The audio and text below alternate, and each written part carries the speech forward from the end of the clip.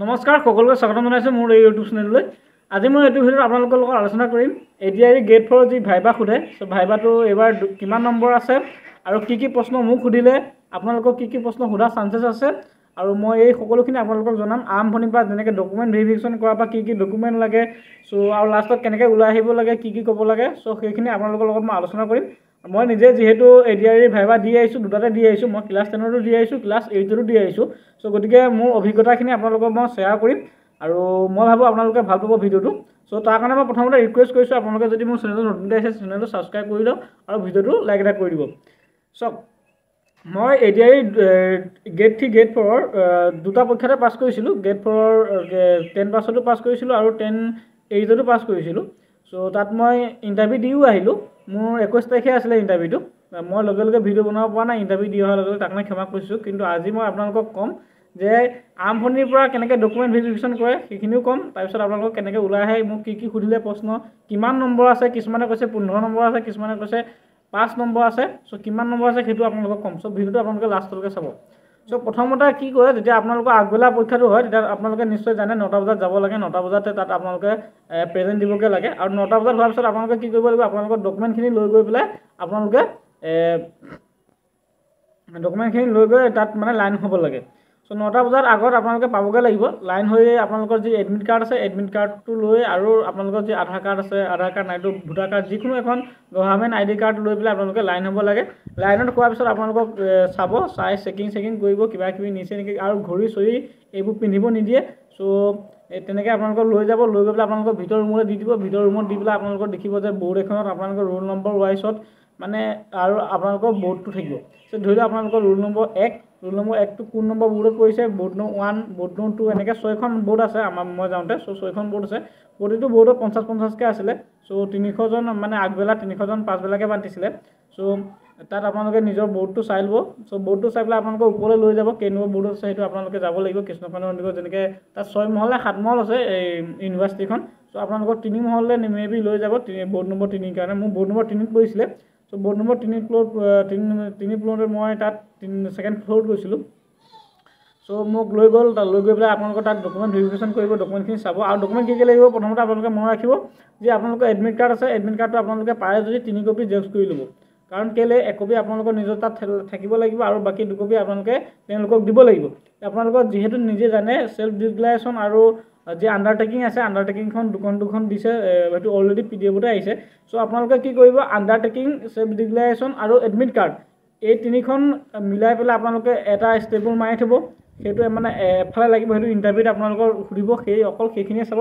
বাকী যদি ডকুমেণ্ট আছে, ডকুমেণ্টখিনি আৰু এখন যি আণ্ডাৰটেকিং, আৰু এখন যি চেল্ফ ডিক্লাৰেশ্যন থাকি যাব, আৰু এখন যি এডমিট কাৰ্ড থাকি যাব, সেই এডমিট কাৰ্ডৰ লগত আপোনালোকে সমানে এটাচ কৰি দিব।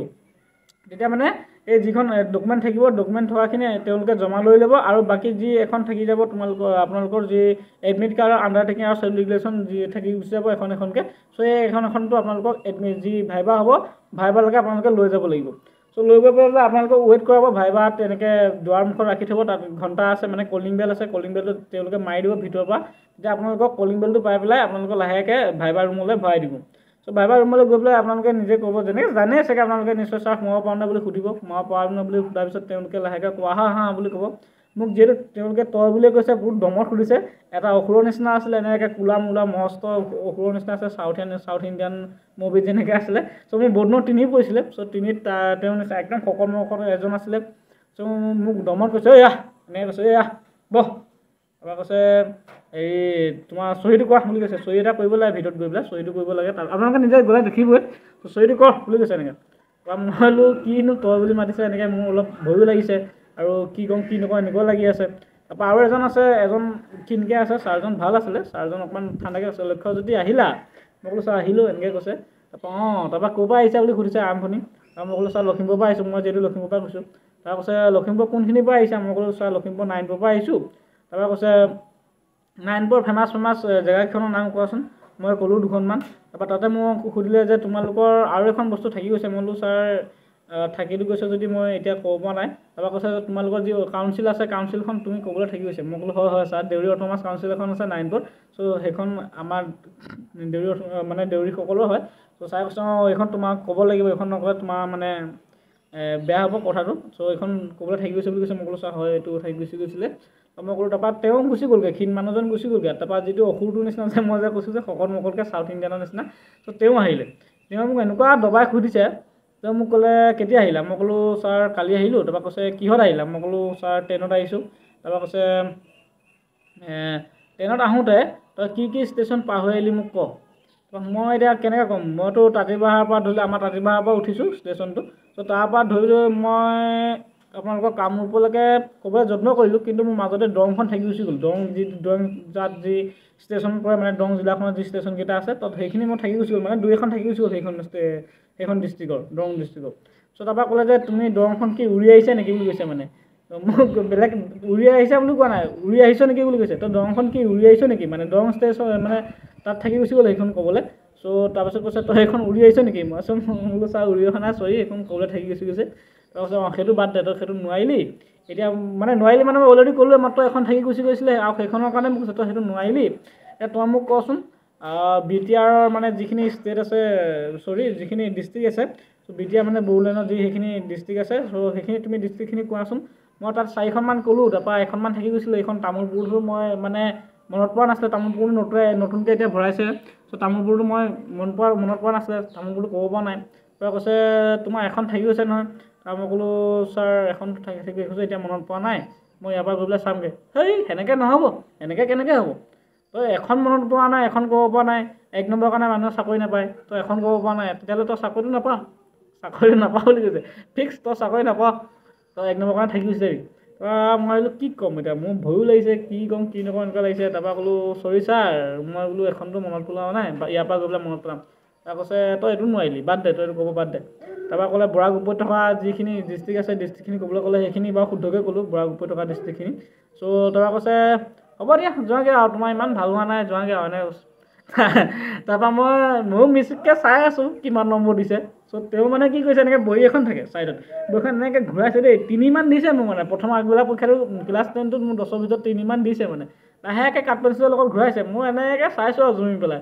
তাৰপৰা তেওঁ গম পাই আছে মই চাইছোঁ নে চোৱা নাই তো মই ওলাই যোৱাৰ পিছতে নম্বৰটো ভালকৈ দিছে মই কিন্তু দেখিছোঁ 3মান ঘূৰাইছে তাৰপৰা মই সেইটো হৈ গুচি গ'ল আগবেলাটো পাছবেলা মই 8 পাছত দিছোঁগৈ পাছবেলাটো তাৰপৰা কৈছে ঐ দেউৰীয়া মোক সোমাই আহিছোঁ সোমাই আহি পেলাই কৈছে ঐ দেউৰীয়া মই বোলো নামো কোৱা নাই মোক একো কোৱা নাই কৈছে ঐ দেউৰীয়া বহ বহি চহী কৰ বুলি কৈছে চহী কৰিলোঁ তাৰপৰা কৈছে মই তোক ইমান প্ৰশ্ন সুধি নাথাকোঁ যিহেতু মোক আগবেলা চিনি পালেই ছাৰে তাৰপৰা কৈছে মই তোক ইমান প্ৰশ্ন সুধি নাথাকোঁ তই মোক কচোন তই যদি চাকৰিটো বজালিত পাৱ মানে বজালিত যদি চাকৰিটো পাৱ তেতিয়া কৰিবি নাই মই বোলো ছাৰ কৰিম তাৰপাছত বজালি কোনফালে যাব লাগে তুমি তোমাৰ মানে লখিমপুৰৰ পৰা তুমি যদি লখিমপুৰৰ পৰা আহা কি ডিষ্ট্ৰিক্ট পাৰ হৈ বজালি পাবা মই বজালিখন নামটোৱে শুনিছোঁ ডিষ্ট্ৰিক্টটো ক'ত সেইটোও কনফাৰ্ম নহয় বজালি কোন ডোখৰত আছে সেইটোও নাজানো ভালকৈ কিন্তু মই ডিম্পু বৰুৱা ভিডিঅ'টো চোৱা আছিলে ডিম্পু বৰুৱা মানে বজালি বুলি গাই থাকে চ' তাৰ কাৰণে মই অলপ সেই নলবাৰী ছাইডে বুলি অকণমান উমান এটা পেলাইছোঁ আৰু তাৰপৰা মই ক'লোঁ ছাৰ ট্ৰেইনখন বোলো মই যদি ট্ৰেইনেদি আহোঁ অথনি যেনেকৈ ডিষ্ট্ৰিক্ট দৰংখন থাকি গৈছিলে দৰংটো সেইটো মই মিষ্টেক কৰা নাই